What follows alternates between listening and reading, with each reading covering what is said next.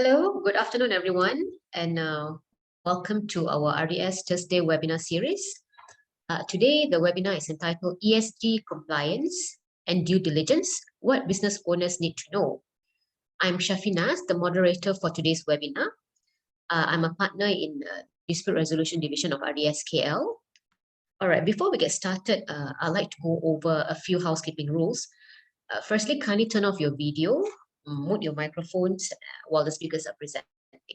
You will have the opportunity to submit text questions to our speakers by typing your questions into the questions pane of the control panel. You may send in your questions at any time during the webinar. We will then collate the questions and address them during the Q&A session at the end of today's webinar. I will go on to introduce the speakers for today, Ms. Ooi Bee Hong and Mr. Chia Thye. Ms. Ooi Bee Hong is a partner and the head of Corporate and Real Estate Transactions Department in RDS. She's an alumni of National University of Singapore and was admitted and enrolled as an advocate and solicitor of the Supreme Court of Singapore and the High Court of Malaya in 1987. Her areas of practice encompass corporate and real estate transactions, as well as matters relating to foreign direct investments. She frequently also advises on mergers and acquisition, joint ventures, commercial agreements, property development, company law, corporate restructuring, as well as real estate. Ms. Ooi represents clients in a very broad spectrum of corporate and commercial related transactions with an emphasis on foreign direct investments in Malaysia. She has acted for a range of top-notch international clients, which includes corporations listed in Forbes 500 on their investment in Malaysia. Our next speaker is Mr. Chia Thye. Mr. Chia is our partner in RDS Penang. Mr. Chia is actively involved in real estate transactions, corporate and commercial matters, including private mergers and acquisitions, private equity investments, corporate restructuring, reorganizations, and joint ventures. He's also familiar with preparing shareholder agreements, joint venture agreements, trust deeds, and preparing the relevant legal documentation in respect of the incorporation of foundations and trusts. Additionally, Mr. Chia also provides advice and legal representation in tax-related matters such as RPGT, GST, stamp duty, and income tax. Mr. Chia started his journey in the field of civil litigation before participating in other dispute resolution process, which includes industrial disputes, international arbitration, and also mediation. And as a qualified mediator with the Malaysian Mediation Center since 2000, Mr. Chia has mediated a number of commercial and civil disputes such as construction dispute, shareholders disputes, and dispute pertaining to administration of estate. He's also a qualified adjudicator with the Asian International Arbitration Center since 2016. All right, in today's webinar, our first speaker, Ms. Ooi Bee Hong, will be sharing her knowledge on the fundamentals of ESG and its importance, regulatory influence, and various ESG concerns from the perspective of compliance and merger and acquisition.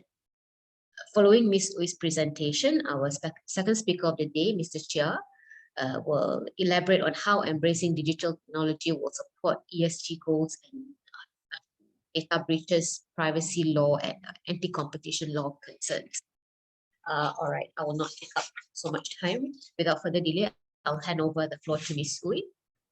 Ms. Ooi, the floor is yours. Thank you, Syafinaz. Good afternoon, everyone. Yes, so today we are going to touch on ESG. So what exactly ESG refers to, yeah? So ESG basically refers to a wide range of environmental, social, and governance topics and factors to be considered, yeah, in your businesses. It's commonly used in relation to the term sustainability. Now, ESG stands for, all these factors that can impact the performance of portfolio companies as well as investment companies, yeah, and investors. Now, it is commonly used alongside responsible investments and relates to an investment approach that integrates ESG factors into corporate conduct, investment decision-making, and also ownership activities. what is the importance of ESG? Any non-compliance basically with ESG standards moving forward may have major financial and reputational implications on companies. Issues such as human rights violations, environmental ruthlessness, and other ethical infringements can have a significant impact, a negative impact on a company's business image. As investors seek for more transparency before executing a deal and to avoid pitfalls linked to ESG concerns, it would appear to you then, therefore, that companies with sound ESG background are preferred by investors.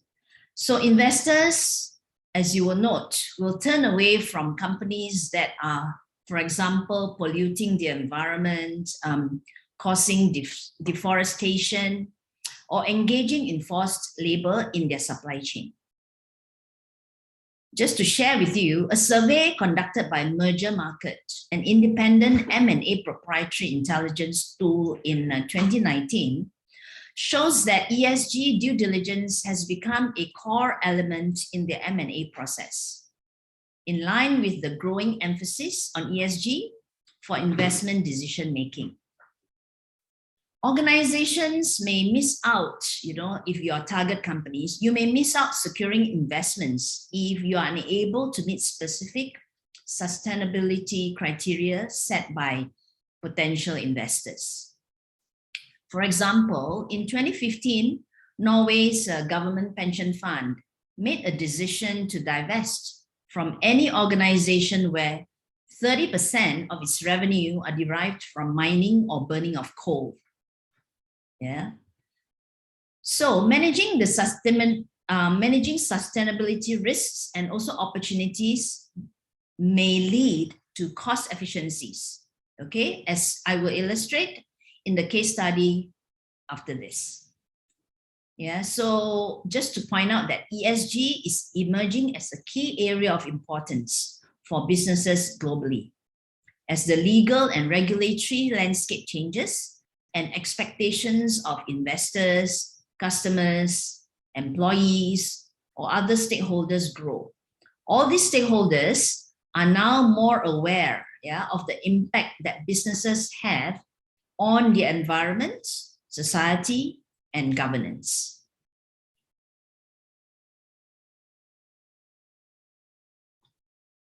So this is a case study, as in an example I wish to share involving Nestlé. So Nestlé, started this Nestlé Paddy Club. Yeah, rice farming, as you know, is known to be very water intensive and a significant contributor of methane gas.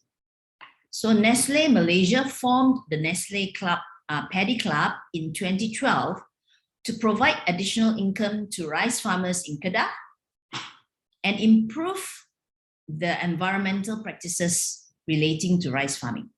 Yeah, so the participant or the farmers were taught new ways of farming or planting rice, which differ from the conventional farming methods, as the new methods that they introduced does not require paddy stalks to be immersed in water.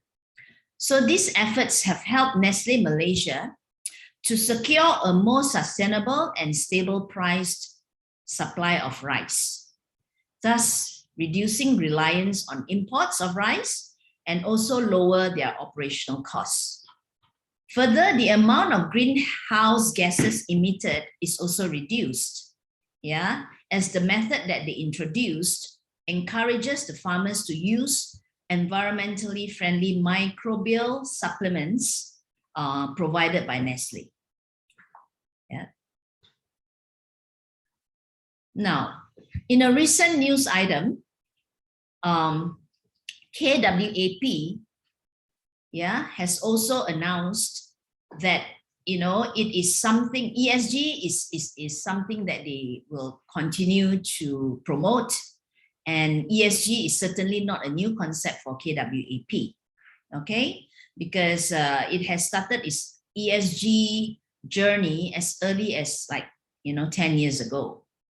So this year, the pension fund introduced new ESG criteria in its investment decision-making process under its environmental and social pillars, which aims to further enhance its ESG integration, by adopting climate-specific related investment beliefs and philosophies and practices, and also integrating climate change into its investment decision-making process.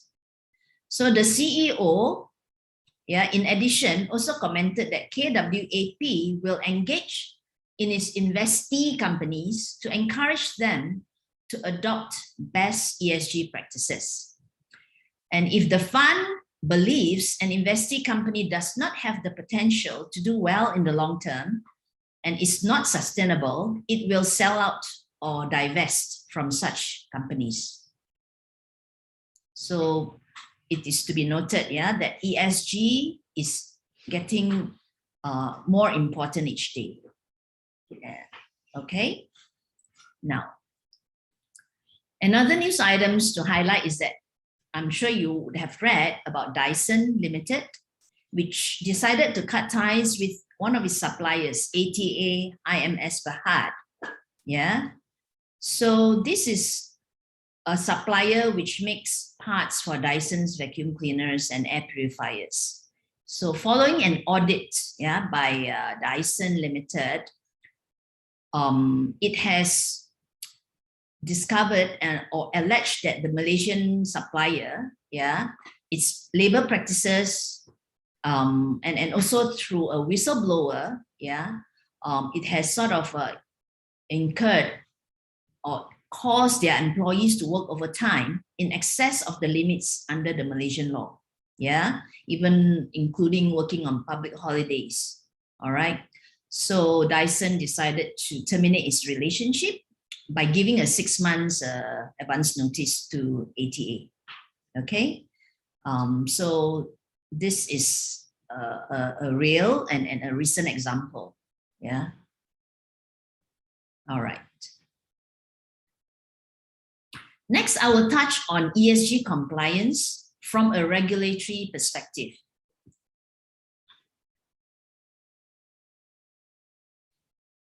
Regulatory authorities, definitely they have recognized the importance of ESG in investment decision-making, and also portfolio management.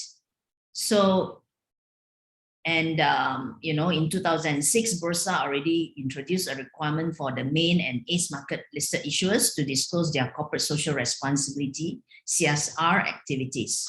And in 2015, Bursa published the Sustainability Reporting Guide, intending to assist listed issuers to embed sustainable, sustainability policy and practices in their organizations, and also help identify, evaluate, and manage economic, environmental, social risks and responsibilities.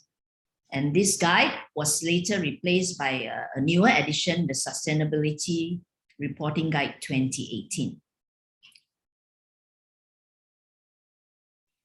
And the Malaysian Code on Corporate Governance was also revised in 2017 to include good industry practices to be adopted by companies, which emphasize the need for joint action by the board and also senior management to address the need for companies to manage ESG risks and opportunities with a view to reinforcing the ecosystem for sustainable and responsible investment goals.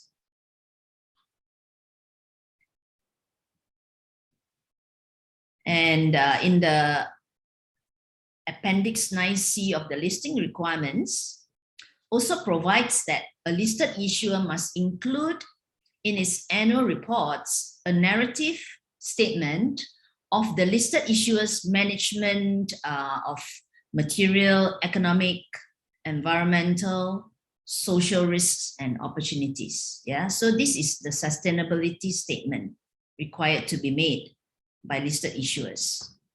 And all listed issuers should also ensure that in such statement, it contains information that is balanced, comparable, and meaningful. By referring to the Sustainability Reporting Guide that I mentioned earlier, which was issued by Bursa, yeah, and in identifying the material sustainability matters, listed issuers should consider the themes set out in the guide. Yeah, so the principle of a balanced reporting would require the report to reflect both the positive and negative aspects of the organization's sustainability performance, yeah, to enable a reasonable assessment of the overall performance of the organization. So such statement, sustainability statement, should be unbiased, yeah, and should avoid omissions or selective reporting. Yeah, so reporting only the positive aspects and not the negative aspects, yeah, such as fines or contentious issues should not happen. Okay.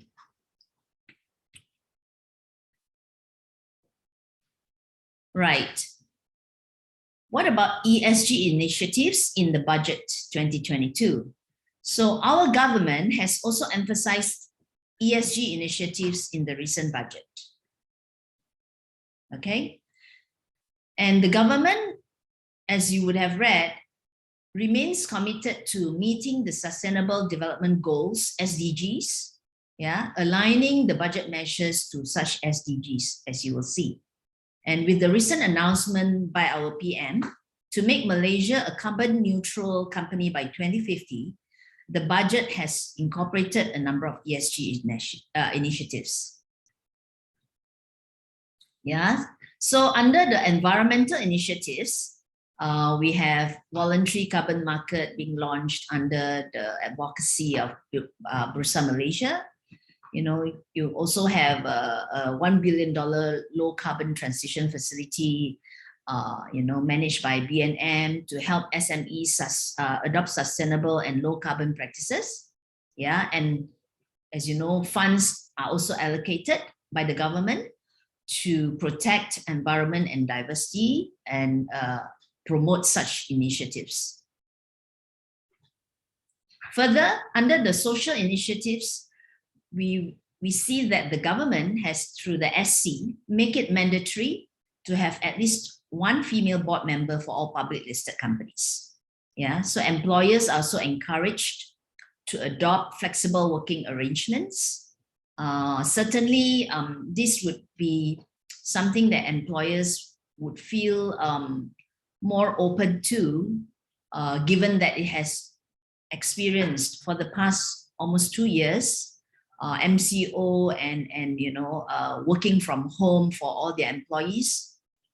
So in a way, that was a good, you know, a trial, and companies have no choice, yeah, but to work out special arrangements, adopting, you know, the digital facilities and all that to assist, which my colleague Loong Thye will touch on later. Yeah.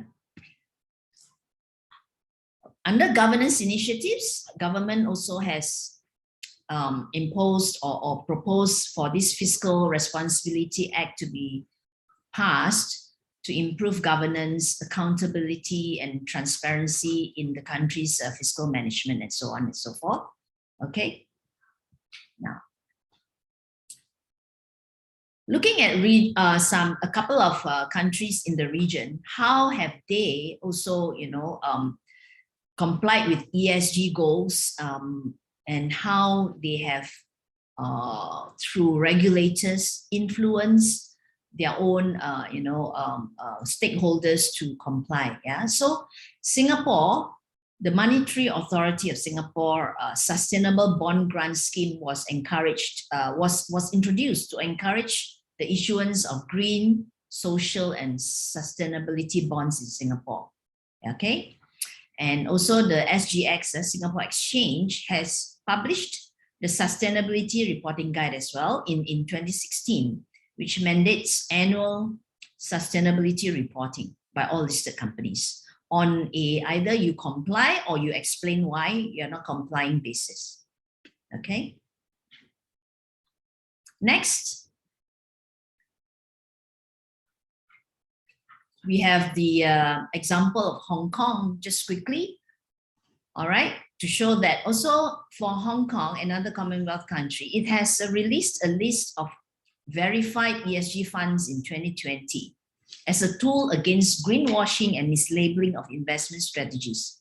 Okay, so this list is compiled based on confirmations and representations provided by respective management companies, yeah, that this SFC have authorized, yeah, and these funds have to comply with the requirements set out by the circular, and they have to verify the name of the scheme, investment thresholds, the disclosure requirements have to be complied with, and also ongoing monitoring to basically, you know, ensure compliance. All right. Okay. Next, I would like to move on to what business owners need to do for ESG compliance.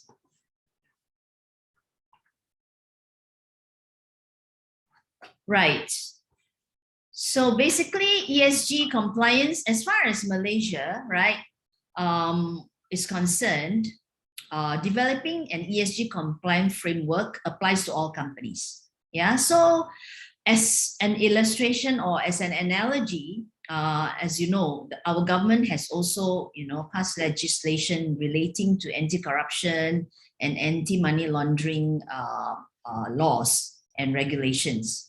Okay, so the Section 17A MACC Act was passed, yeah, to ensure that all companies, yeah, private, public companies including, they comply and they put in place adequate procedures to prevent any associated person from basically, you know, committing this corruption act together with its employees and benefiting the organization, in which event it will be an offense if that happens. Yeah, so with fines and jail terms being imposed. So definitely with this kind of provisions, all commercial organizations would certainly, you know, sit up and take steps to comply. Yeah.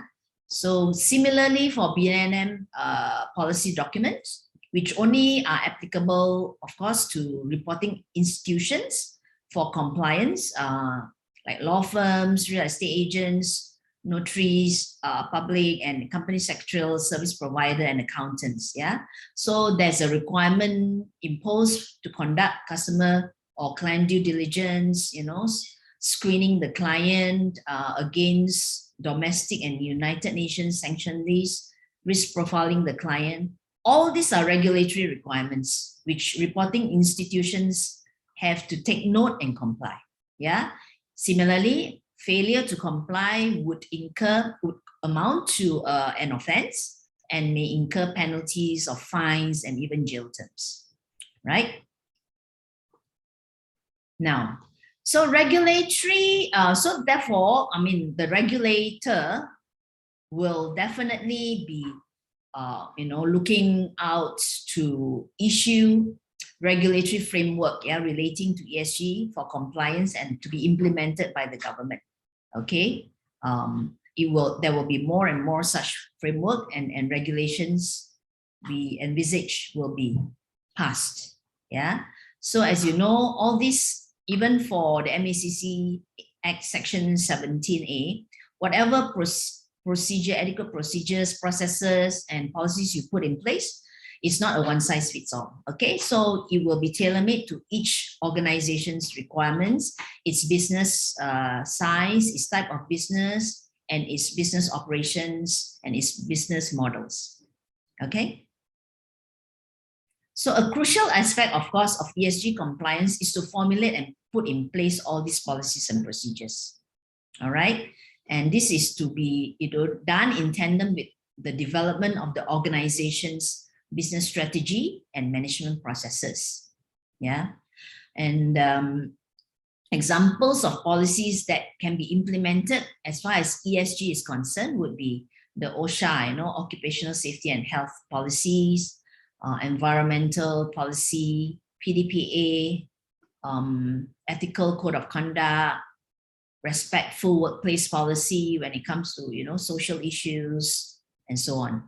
Okay, just to let you know that our lawyers have assisted clients in formulating their policies and procedures, help them in preparing their awareness programs and also training their employees for purpose of regulatory compliance. Okay, of course, certainly costs will be incurred by companies at the initial stage, especially to develop a comprehensive and robust ESG compliance framework in the organization. But you will see that this will be beneficial in the long run. Yeah. So just want to touch very quickly on ESG and mergers and acquisition. So in the context of M&A, ESG due diligence will facilitate and enable investors, acquirer to have a better understanding of the target's ESG risk profile and exposure. Okay, it will also facilitate a sound and ethical investment decision making with a view to mitigating any risk that can tarnish both the target company and also the investor's reputation and returns. Okay, for example, during the due diligence, you will uncover the target's controversial or any illegal acts relating to ESG or any behaviors which will, also highlight some ESG positive aspects undertaken by the target as well. Yeah, okay. So therefore, it is prudent for the ESG due diligence to be conducted at an early stage together with all the other financial and legal due diligence. Yeah. So examples of, the due diligence environmental issues would cover various aspects, and you would want to check whether whether the there is any, say, former or current soil or groundwater contamination issues in the target company at the sites that it owns, any remediation action taken, and if there were any electronic waste, how are the wastes generated and how are they managed and disposed. Okay. So examples of social issues that you need to identify in the due diligence review of a target company would include, like, what's the target's, workforce diversity and inclusion policy, if any. Does the company donate a percentage of its profits to the local community? What kind of working conditions does the company have?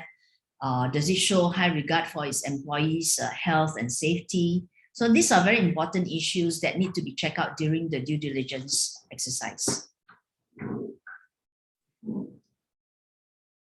As far as governance issues to be checked out during the due diligence exercise would certainly include, like, how is corporate governance managed across the company, and through its operations as well.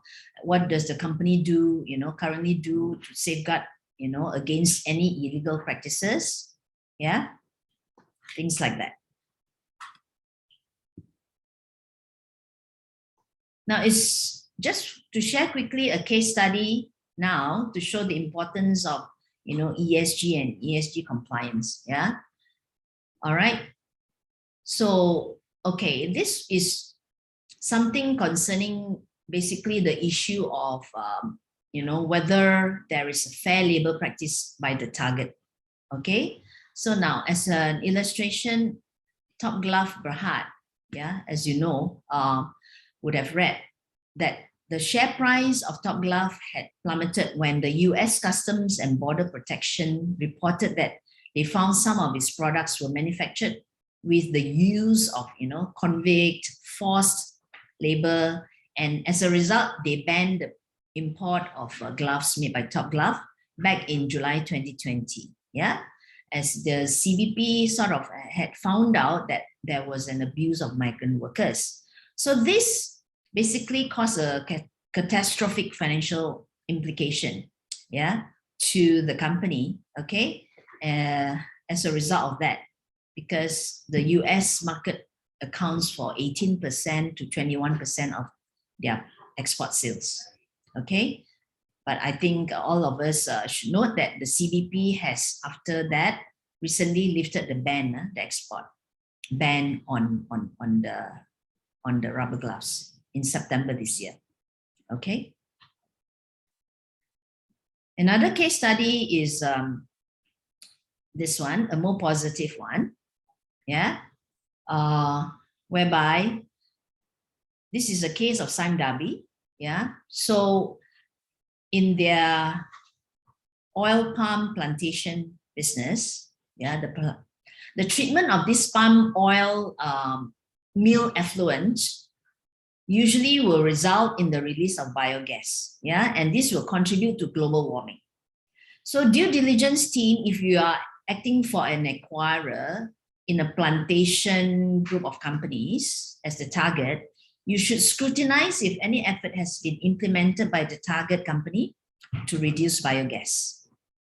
For example, as part of its sustainability efforts, Sime Darby has implemented a carbon reduction strategy. So this involves the capturing of methane gas in 50% of its mills in Indonesia and Malaysia. Okay, so in the period of 2012 to 2013, Sime Darby reported a reduction of almost 75,000 tons of carbon dioxide emissions. Whilst they also capture methane gas to power their oil mills in Malaysia, and these oil mills, through the power generated, has connected to the electricity grid, and also excess electricity generated was fed back to the grid. In addition, Sime Darby has also done this. The POME, which is the the palm oil mill effluent, has been used by them together with empty fruit bunches to produce compost. And this has been repurposed as organic soil fertilizers. So 4 of their composting plants are registered under the United Nations Clean Development Mechanism program. And this has garnered investments from developed countries. Okay, so in the form of certified emission reduction credits, carbon credits. Okay, so that's a positive, and it's something to do if you are in this kind of business, because complying and embracing ESG will lead to financial benefits. Okay. So these environmental efforts have actually resulted in cost reductions, as you can see. I've just shared, and also investment revenue generation for Sime Darby. Okay. Now this is my last slide, and just to wrap up, to say that, as you can see from these case studies, companies with strong ESG focus and robust ESG compliance policies and procedures will enjoy substantial long-term and short-term benefits over their competitors. So the rewards also lie in accelerating growth, cost reduction, effectiveness, attracting talents, and also targeting the consumers of tomorrow. As you will note the millennials and the Gen Zs, they will be quite concerned with how ESG is being embraced and implemented by companies. With the recent COP26 conference in Glasgow, with the publicity on how climate change is impacting the whole world in a very negative way, this has become even more important than ever. Okay, so if you have any questions regarding my presentation, feel free to post your questions at the Q&A pane, or you may send me an email at the email address, which is in the chat box. All right, so thank you, everyone. I will now hand over the floor to Loong Thye, the second speaker, who will elaborate on how embracing digital technology will support ESG goals. And he will also touch on data breaches, privacy law, and anti-competition law concerns. Yeah. So Loong Thye, over to you. Thank you, Bihang. That was a very informative presentation, and I hope I can able to, and I will going to supplement what you have presented. First and foremost, of course, a very good afternoon to all my esteemed clients here and all my friends. And for today, I just want to emphasize one point made by Bihang is concerning the issue of non-compliance of this ESG. And the example mentioned was a top glove, and you mentioned about the effect on the shares and the value of the top glove shares. And just to quote one report from Reuters, the shares dropped by about 40% since the ban. So I'm sure the owners of top glove must be very happy and relieved that the ban has been lifted.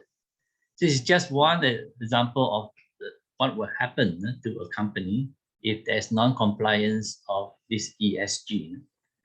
For my presentation, I would talk about ESG and digital technology, and also some of the legal problems associated with this data collection.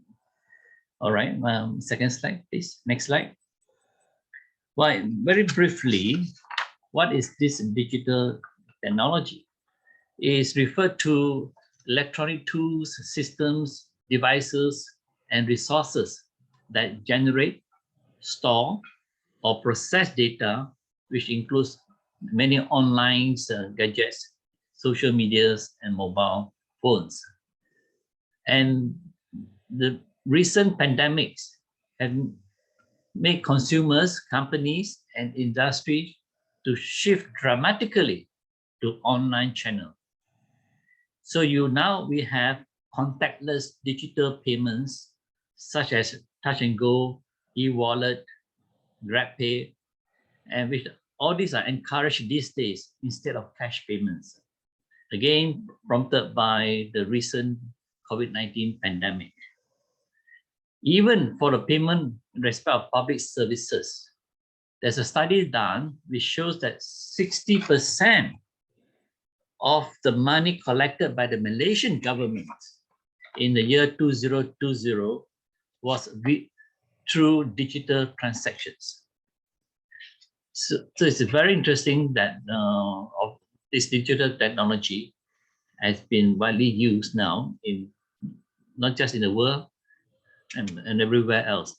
Furthermore, digital contact tracing also have been used to support public health campaigns and initiatives, just like our famous My Sejahtera, which I think everybody is fully aware of. So, next slide.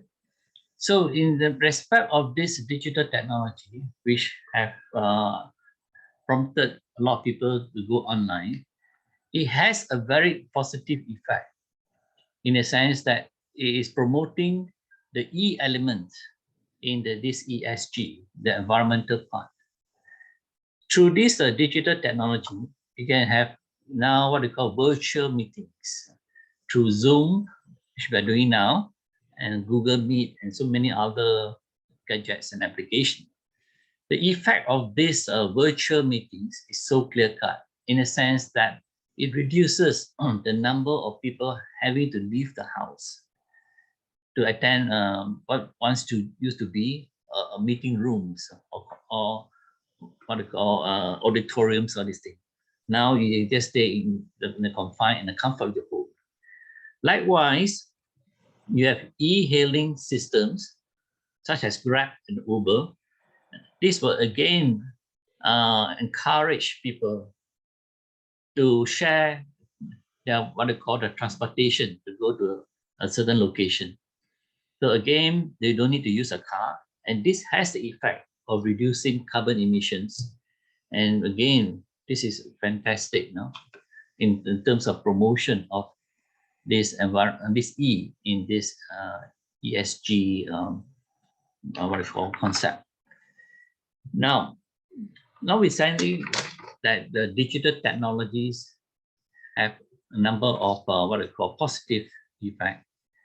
Here, I would like to share some legal issues arising from it. First one, we shall talk about data breaches. Then later, I will talk about third-party contracts and anti-competitive practices. In respect of data breaches, it's like, just to share some examples of what has happened in the world. And you all may have heard of this breach in Facebook in the year 2019, where 2 data sets from Facebook of more than 530 million users were exposed. And 2 years later, these data were posted for free. Then the phone numbers and account numbers of these Facebook users were included in these data sets. So can you imagine the horrors to all these Facebook users? Then as recent as June 2021, LinkedIn have also faced such data breaches, where about more than 700 million of its users' data was posted on the dark web forum. LinkedIn revealed that another 6.5 million non-associated passwords had been stolen by attackers and further posted on the Russian hacker forum. The hackers sold the email addresses and passwords of the LinkedIn for just 5 Bitcoins. So can you imagine that if this is going to be widespread, there will be a loss and loss of this kind of data breaches. So this is one thing that we have to be very careful about. And in respect of another example, it's called the Zoom bombing. What happened is that uninvited persons have joined the Zoom meeting, and they hijack the Zoom meetings, and in some cases, they even display indecent photos. Touch wood, into this afternoon's Zoom meeting of RDS, we have introduced our own safety mechanism, and so far, we have never experienced such Zoom bombing. And I hope nobody should try it. Otherwise, we are ever ready to sue them. Right? Okay. Now, coming back to the effects of data breaches. I think it's very obvious that if such a thing happens, the cost of incurred by the organization would definitely increase. And they have to then have more security measures. All this costs money. And also time, because they have to investigate the alleged breach. And they've got people to mitigate the breach. And worse still, they may be faced with huge claim by people who have suffered consequences, losses arising from the breach. And compensation had to be paid. And equally important, in fact, maybe more important in some organization, is the reputation of the company if there is such data breaches. And it will take a while to rebuild this reputation. So the next slide, please. So what we talk about is data governance, which is important. How do you do that? No? It refers to the capability of an organization to assist in providing and protecting the high quality data. This could include certain aspects such as data integrity, data security, availability, as well as consistency. So a larger amount of personal as well as business data will be stored electronically. and therefore increases the chance for data breaches. So the importance of data governance is very obvious. In Malaysia, we have our own Personal Data Protection Act 2010, usually called PDPA. I think many of you are familiar with that. And it was introduced to regulate the process of personal data. Now, for this PDDA, for personal data to fall within the ambit of this act, it must be for purpose of commercial transaction. So if not commercial, then it doesn't fall within the PDDA.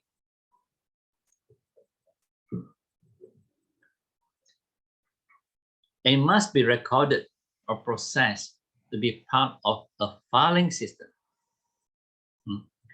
And it must relate directly or indirectly to the data subject who is identifiable from the information or other information in the possession of the related data user. So although we have our PBDA, it's just that is what I call its application is for commercial transaction.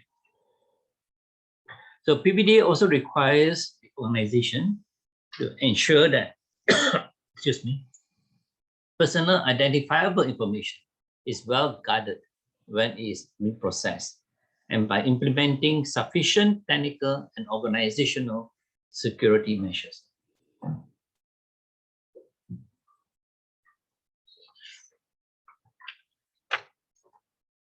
Interestingly, maybe I can share with you what is happening in Europe.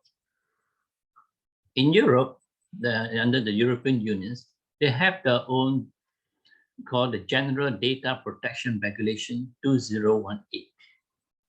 And it has provided a framework for the regulations concerning the general data protection. It imposes the obligation on the organization regardless of where they are based. Interestingly, so long they target or collect data which concern the people in European Union. So if this company organization is outside Europe, it's still within the ambit of this GDPR. And not only the organization are obliged to make the personal data that is gathered in a legal way and the strict conditions, but those who collect the information must protect the data from misuse and to respect the data. In other words, it is not enough for the organization to say that I collected it lawfully, in a sense that I sent a form to this subject person. He gave me the information. He signed the consent that I can use it. But under this GDPR, the organization have a duty to prevent it from being misused. So the maintenance of this data is equally important. Under the GDPR, harsh fines are being provided for, in the sense that any violation of its privacy and security standard, the person, the defaulter, can be fined up to 20 million euro or 4% of the organization's worldwide revenue, whichever is higher. See, that is GDPR. They put it very strongly, no? And further, beside the data controller, the data controller will be required to demonstrate its ability to comply with GDPR, such as appointing a data protection officer or maintaining detailed documentation of the data that they are collecting. So the obligation is very interesting, that it goes with the need to appoint a data protection officer. Now, let's talk about some of the incidents where the breaches committed by certain organization. And one famous one, I think, is this Google was fined $56.6 million because there was a violation of the obligation of transparency. The information provided for by Google was not easily accessible for users. And besides, Google failed to gain sufficient users' consent with regard to the processing of the data for their ads personalization process. Another example is H&M was fined 41 million concerning the monitoring of several hundred employees. As the employee took vacation or sick leave, they were required to attend a return to work meeting, and it has been discovered that some of the meetings were recorded and accessible to over 50 of the managers. So these are some of the examples of breaches. Now I'd like to share another slide with you about this China. Recently, China introduced a new data privacy law, which is known as the Personal Information Protection Law of the People's Republic of China. And this was modeled after the GDPR. And it's the first time where China enacted such a comprehensive set of rules concerning data collection, processing, and protection. And it will be implemented from 1st November 2021. So it has been clearly emphasized under this law, the Chinese law, that personal information must have clear and reasonable purpose and should be limited only to the minimum scope necessary to achieve the goals of handling data. Interestingly, openness and transparency are one of the aspects that have been highlighted under this China Act. And the individuals under this China PIPL have the right to access and to gain a copy of their personal information from the processors of their related personal information. And this individual also have the authority to require the processors of personal information to rectify or delete their personal information, and also to allow the processors to transfer their personal information to the other processor. So as you can see that more and more countries are now introducing this data protection law, no? And it's true, you need this data protection law. Then the second aspect of the legal issues is what we call a third-party contracts. Now, it is very common when we deal with data processing. It's very common for organization and service provider to rely upon the third party's products and services to further analyze, manage, and store their complex and sensitive data. But an enterprise should always have restriction and sufficient protection in place to protect the consumer, to ensure that there is no backdoor discovery of personal identifiable information. And since this is very important because you have engaged a third party. So under the requirement of the GDPR, data controllers have the duty to ensure that any third-party processors that they are contracting with should comply with the law. It is significant to include the following in the contract with the third party. So, which is third party should only act on behalf of the data controller's documented instruction. Third party should not contract a sub-processor without the prior approval. And the third party should delete or return all the personal data to the data controller at the end of the contract. Now, this is what we call the drafting that need to be done when you do a contract. The third legal issue that I will share with you all is what we call the anti-competition practices. It refers to practices that prevent or prohibit competition in a market. This is what we call the the digital platform have been concentrated in the hands of big companies. So there's a need to ensure that these big companies do not violate the competition law. Now in Malaysia, we have our own anti-competition law, and we call it the Competition Act of 2010. No?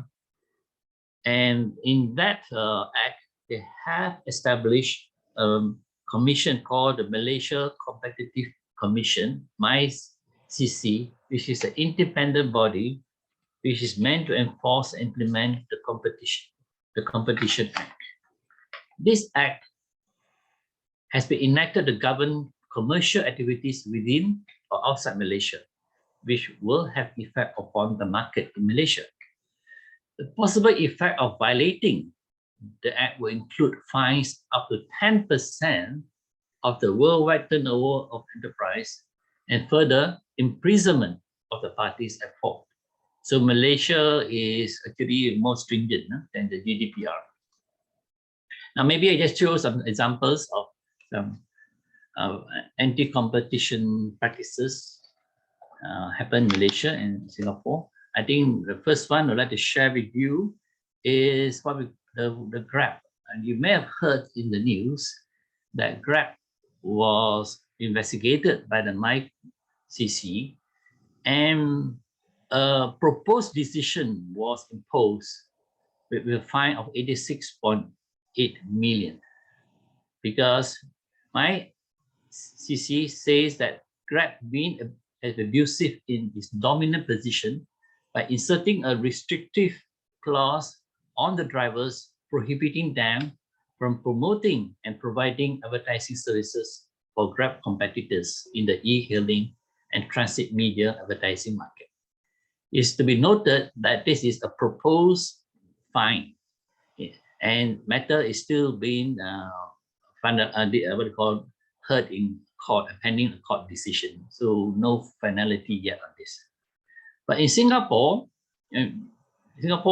what we call the Competition and Consumer Commission of Singapore have taken some action in respect of the merger between Grab and Uber, which is in 2018. So the Singapore Commission held that this is an anti-competition merger. Uber was fined 6.58 million, and Grab was also fined 6.4 million Singapore dollars. So just to share with you that some of these instances where violation of the anti-competition law can have consequences. And lastly, we have one case of Dagang Net Technologies. They were fined 10.3 million because they were engaging in exclusive dealing via the imposition of exclusivity clause on software providers of the national single window application format. So again, Dagang Net is another example, and this is very recent, 2021. All right, so that is my part of the sharing for this afternoon. I hope it benefits you all. And as Bihan said, we have a question and answers. I will hand the floor to my moderator, Syafinaz. Thank you, Ms. Uy and Mr. Chia for the session. It's very fruitful. Okay, we will now look at some questions posed by the attendees. All right.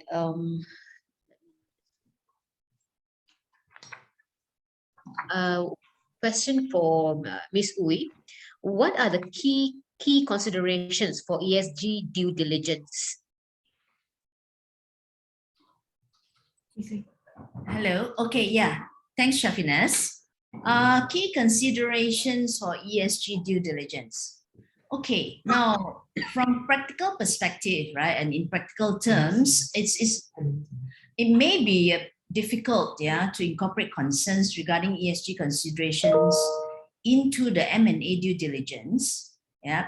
So in general, you would have to, address the following issues.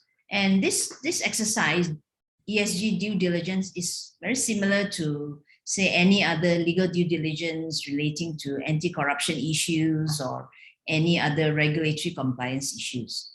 Yeah, so you would want to ask in such a due diligence exercise questions like, have ESG factors been robustly and effectively implemented within the target entity? Yeah, what policies and procedures are in place? What is there any whistleblowing policy and procedure? How do you manage the risks related to ESG? Okay, and of course, you would also want to ask and inquire, as to, is the ESG data that they provide you sufficient quality or detailed, especially, there are so few standardized measures available currently. Okay, and you would also want to inquire as to, whether the ESG risks in the target company's supply chain, how have these risks been evaluated? Have any of these issues been resolved prior to the acquisition or the merger? Yeah, and you would also want to inquire as to whether the acquirers or the to see whether the acquirers' ESG principles can be properly and effectively integrated into the existing or new operational models of the target company after the deal is closed. Yeah, especially when the acquirer and the target company may employ different measures. Okay, and post acquisition or merger, you would also want to consider, will the entity or the target be able to satisfy the acquirer's ESG targets and also the deadlines set in relation to such M&A transaction? Yeah, so these are the important issues and considerations that must be, taken into account in carrying out the ESG due diligence. Okay, thank you. Okay, Ms. Wei, there's another question for you. Our company is looking to integrate ESG factors systematically into my company's compliance programs, similar to anti-corruption and anti-money laundering compliance requirements imposed by the relevant authorities. But how do we start? Okay. So typically, ESG integration can be separated into a few key phases. So the first step in integrating the ESG factors into businesses is to set a common ground, a baseline, a standard.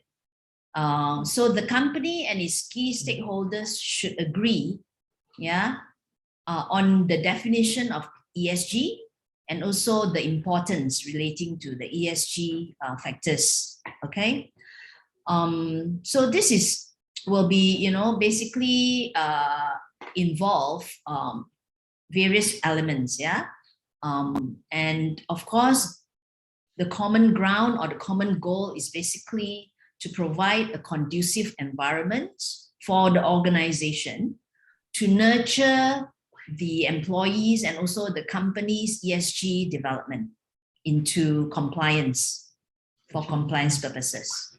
Okay, so for example, this applies to whether it's public listed or SMEs or or private companies. The board and the management should basically have a common understanding on the values and the relevance of ESG goals and factors which impact their business.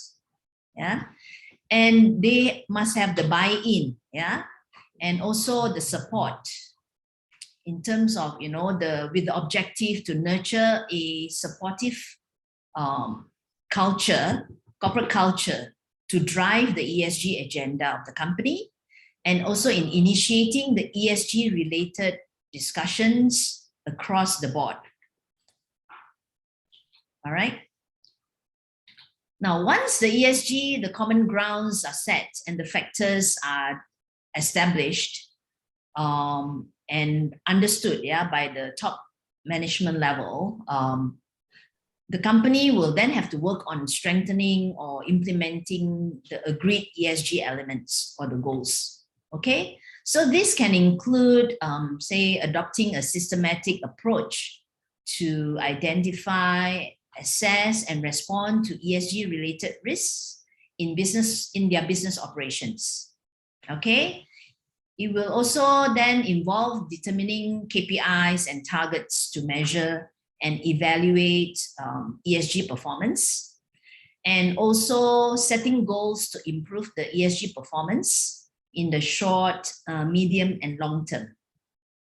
Yeah. So basically, the objective is to ensure that ESG is part of the organization's fabric, covering its day-to-day operations and also its decision-making functions.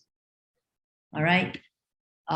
So each company function has a role to play, including human resources, legal and compliance, business development, investment planning, corporate reporting, and so on. They must operate consistently with each other and in furtherance of the organization's ESG program, in prioritizing ESG objectives, and also each component have to be held accountable, for the objectives, for the ESG objectives to be met. So, last but not least, the company should also take steps to disclose its ESG vision, its strategy, and its performance in different communication channels. Example, earlier I mentioned there's a requirement for ESG reporting for listed companies. So all this vision, strategy, and performance should also be highlighted on its website and social media accounts, so that all stakeholders are kept updated on the progress in meeting the ESG goals. Thank you. That's all I have to say. Thank you, Ms. Uy. Mr. Chia, we have we're running out of time. In fact, we have breached 3:30, but I think perhaps Mr. Chia can take one or two quick questions. One of it is what are some common violations on anti-competition laws? Thank you, Syafinaz. Yes, I will give a quick answer. I know time is running out. Well, when we talk about common violation on anti-competition law, the usual examples will be agreements to restrain competition. And this can happen between trade organizations, members of trade organizations, and especially when they have meetings at the Chamber of Commerce. Now, I'm going to share one interesting experience I have, because I attended one of the meetings of this Chamber of Commerce, where members are from the various industries, and some of them are from the common industries. Now, what happened in that meeting is just before the meeting began, the chairman of the meeting made this announcement. I thought very interesting. Let me just speak to you. This meeting shall not enter into any discussion, activity, or conduct that may infringe on the part of the participants of the provisions of the Competition Law 2010. By way of example, participants shall not discuss, communicate, or exchange any commercially sensitive information, including information relating to prices, marketing and advertising strategy, costs and revenues, trading terms and conditions with third parties, including purchasing strategy, terms of supply, trade programs, or distribution strategy.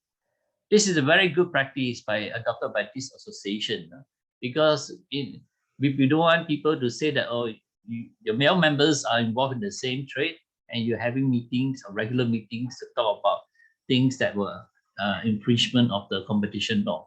But here, this particular organization expressly say that they will not participate in this kind of discussion. So a very good practice to share with you all, and maybe the listeners here may be able to adopt it in your own organization. Another common violation, of course, is what we call corporate mergers that reduce competition in the market. Big Hong has mentioned some of this M&A, and I think the example which happened in Singapore, the merger between Grab and Uber, is a clear example where it violates the anti-competition law. And of course, the other examples, common violation is price fixing. And yes, it does happen, and people do it quietly, but the MyCC should be vigilant, and in some cases, I think they have carried out their own investigation to ensure that there's no price fixing. Okay, thank you.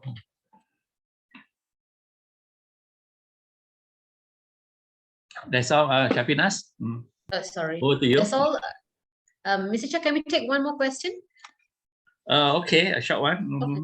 A short one. How is MyCC able to define whether the enterprise is dominant in the relevant market? Oh, okay. This one, okay, according to the guidelines of the MyCC, they actually say that dominant is deemed based on the relevant product market and the relevant geographical market. So whether enterprise is dominant or not would depend on the constraint faced by the enterprise, such as existing and potential competitors, constraint imposed on buyers with significant power and regulation imposed by the government. And also it depends on the market share that this enterprise has.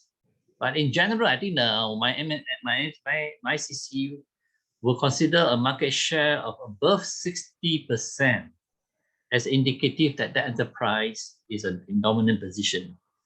So this will be a short answer to the question. But there are other factors. So if listeners would like to pursue this matter, you can go to the website of MyCC, or you can contact us. Thank you. Thank you, Mrs. Chia. Okay, everyone, it's already, I think it's 3:40 now. I'm sorry we are not able to go through all the questions. If the questions you post has not been answered, or you have any other questions for the speakers, please feel free to reach out to us, to the speakers, and I believe they will gladly respond to the query. The email will be, I think, sent in the chat box, Ms. Wee's email as well as Mr. Chia's email.